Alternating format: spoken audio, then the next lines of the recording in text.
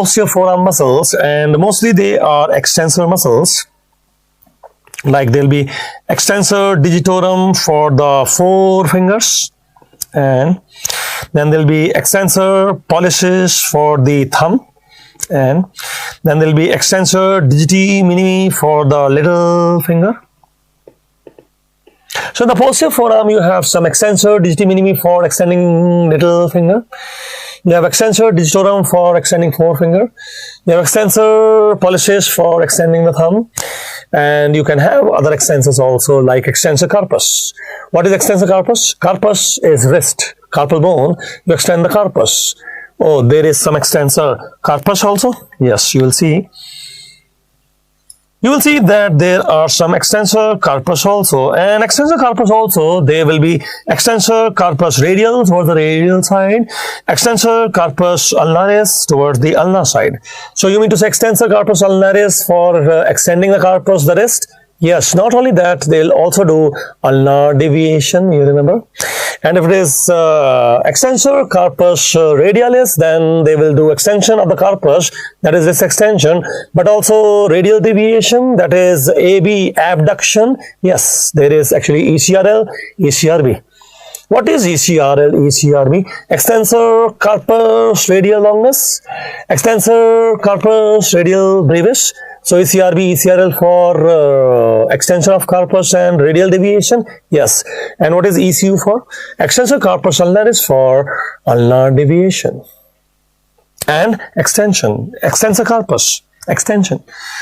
So these are the muscles. Yes. There is one typical, peculiar finding that there is one abductor pollicis longus also. You have seen abductor pollicis brevis is here, but abductor pollicis longus is a posterior forearm muscle. So can we see the posterior forearm muscle now? Yes, you see.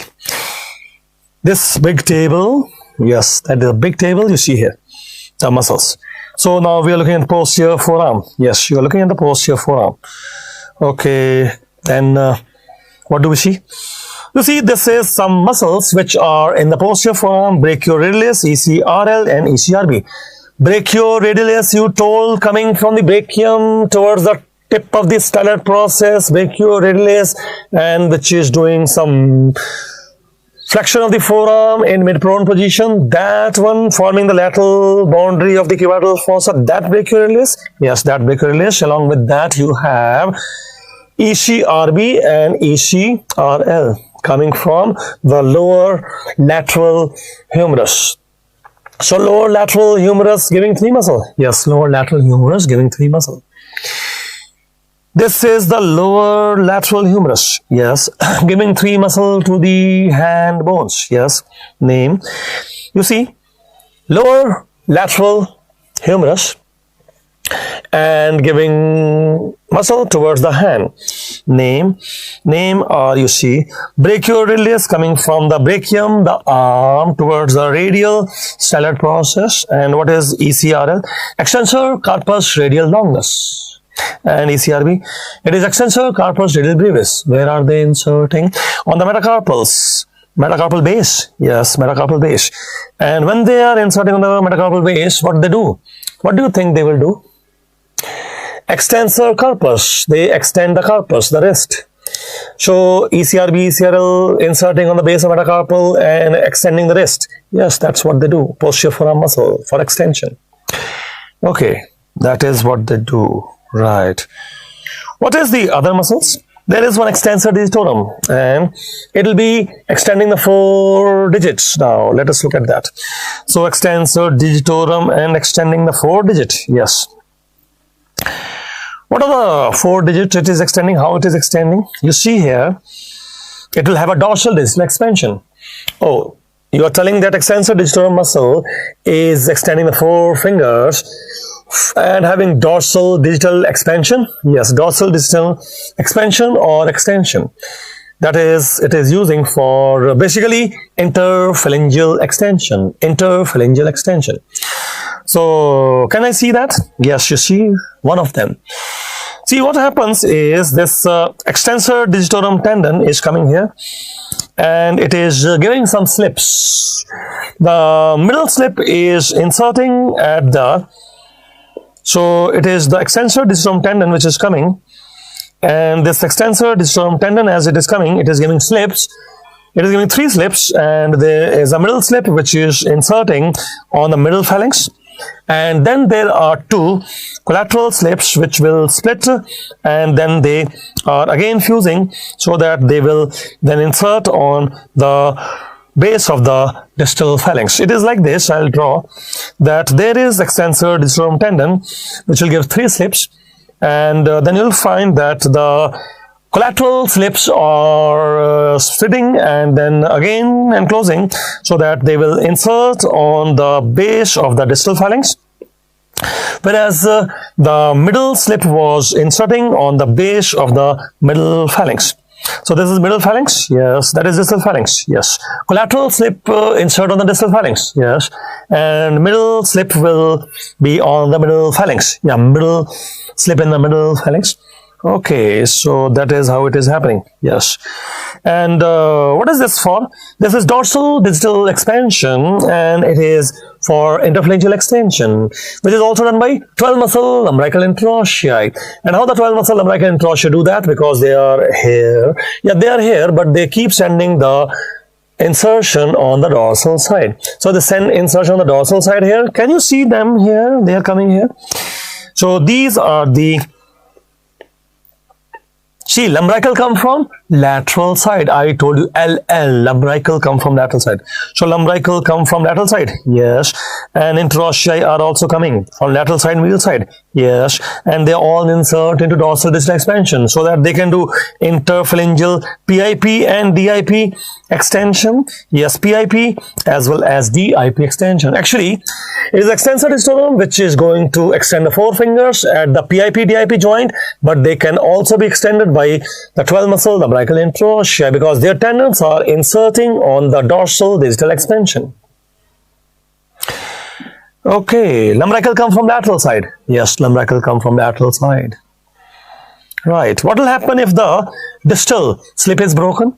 If the distal slip is broken, it is the 2 collateral slips which will unite to form that distal attachment. And if it's broken, there's a swan neck deformity. Oh, mallet finger. Yes, mallet finger, baseball finger.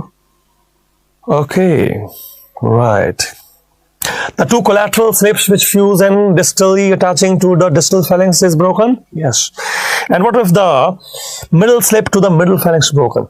If the middle slip to the middle phalanx broken, it is called boutonniere deformity, buttonhole deformity. Boutonniere deformity, buttonhole deformity, yes. Middle slip to the middle phalanx broken now. Yes, dorsal distal expansion. Middle slip to the middle phalanx is broken.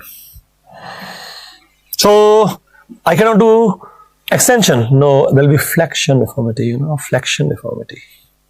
You cannot do extension of flexion deformity. Flexion deformity at the interphalangeal joint. Yes, PIP. But the DIP is extended. So PIP is flexed and DIP extended. Yes, because it is still working, you know, this one is still working. Okay, PIP is flexed but DIP extended. Yes, boutonniere deformity, you know. Okay, fine. What about the extensor muscles which will extend the thumb?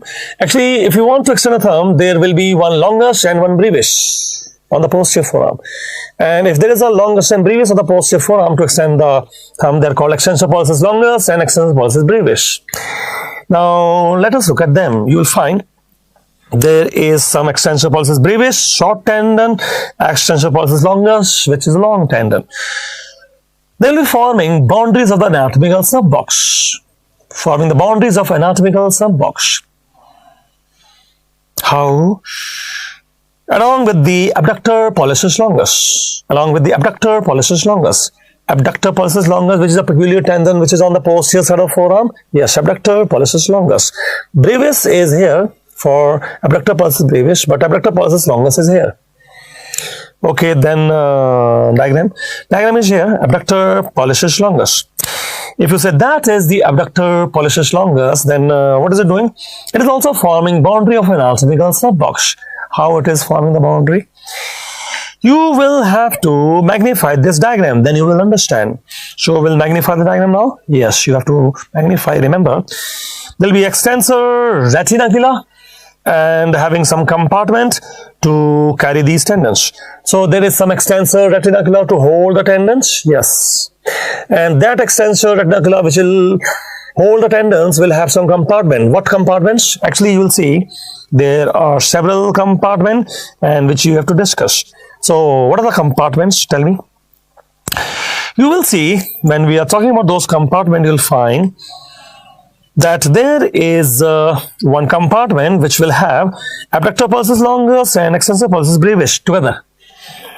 So you will have one compartment with these two tendons. Yes, that is extensor pollicis brevis and the abductor pollicis longus. And then what will be in the second compartment? In the second compartment, we will have ECRL and ECRB. ECRL, ECRB in the second compartment. Yes, they are floor of the anatomical snub box. If they are the floor of anatomical snub box, ECRL, ECRB, then what are these two tendons? They are actually anterolateral wall of the anatomical snub box. So there is some anatomical snub box now. Where is the anatomical snub box? It is here. This is anatomical snub box. So that is the anatomical snub box. Yes. And who is the boundaries? I'm telling you. Anterolateral boundary is the two tendon, which is extensor pollicis brevis and abductor pollicis longus. One long tendon, one short tendon. And then at the floor, you have two tendon, which are the ECRB, ECRL. And in the second compartment of extensor retinacula. And then you have the third compartment, which is extensor pollicis longus. So there is a third compartment, which is extensor pollicis longus. I think it is forming some boundary of the anatomical snub box. Yes, it is forming posterior medial boundary. Posterior medial boundary of anatomical snub box. So this is extensor pollicis longus, which is forming posterior medial boundary of anatomical snub box. I cannot see them clearly. What is the clarity is not there. Yes, clarity will come, but remember one thing which I am telling you.